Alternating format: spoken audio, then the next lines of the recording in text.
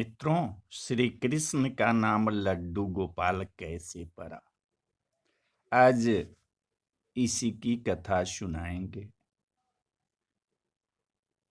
ब्रजभूमि में भगवान श्री कृष्ण के एक परम भक्त कुंभन दास थे। कुंभन दास का एक पुत्र था रघुनंदन। कुंभन दास हमेशा श्री कृष्ण की भक्ति में लीन रहता था और भगवान की सेवा के चलते वे उन्हें छोड़कर कहीं नहीं जाते थे। एक बार उन्हें वृंदावन से भागवत करने का न्योता आया। पहले तो कुंभन दास ने उन्हें मना कर दिया, फिर लोगों के बहुत ज्यादा अनुरोध करने पर वे मान गए।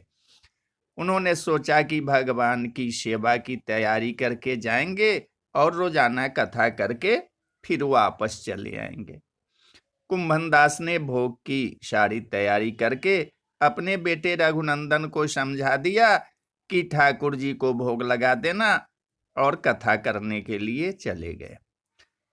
रघुनंदन ने भोजन की थाली ठाकुर जी के आगे रखी और उनसे भोग लगाने का आग्रह किया।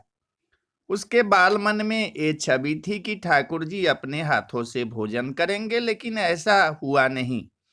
बहुत देर इंतजार करने के बाद जब भोजन की थाली ऐसे ही रखी रही तो रघुनंदन जोर से रोने लगा और पुकारा कि ठाकुर जी आओ और भोग लगाओ।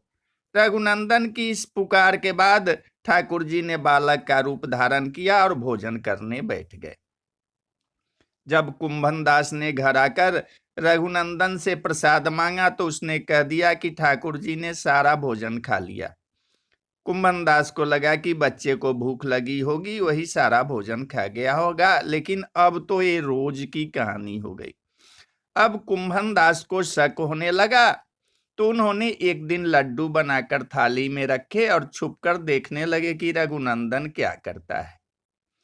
लड्डू की थाली रघुनंदन ने ठाकुर जी के आगे रखी तो उन्होंने बालक का रूप धारण किया और लड्डू खाने लगे। कुंभन दास ये सब छुपकर देख रहे थे। जैसे कि ठाकुर जी बालक रूप में प्रकट हुए, कुंभन दास भागता हुआ आया और प्रभु के चरणों में गिरकर विनती करने लगे। उस समय लड्डू गोपाल के हाथ में लड्डू था और दूसरे हाथ का लड्डू मुंह में ही जाने वाला था, लेकिन इतने में वे जड़ हो गए। उसके बाद से वे ही उनके इस रूप की पूजा की जाती है और उन्हें लड्डू गोपाल कहा जाने लगा। तो बोलिए जय श्री कृष्ण, जय श्री कृष्ण। हरे कृष्ण गोविंद हरे मुरारे, हे नाथ नारायण वासुदेवाय।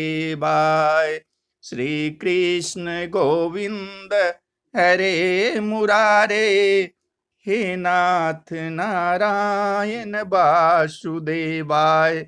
ओम नमो भगवते वासुदेवाय।